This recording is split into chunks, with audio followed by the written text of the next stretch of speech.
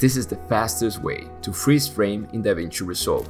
Welcome everyone. Once you have your clip in the timeline, we search for the spot that we'd like to freeze, and we proceed by making a cut in the exact frame by using the blade tool or by pressing the B key.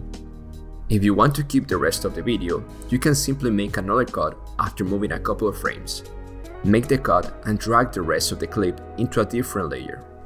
I'm not interested in that, so I'll simply erase it. Next, we go back to the frame we want to freeze. We click with the secondary button from our mouse and go to Change Clip Speed. Then this panel will appear and we click on Freeze Frame. And we confirm it by pressing Change. Now we can stretch that clip how long we would like the frame to last.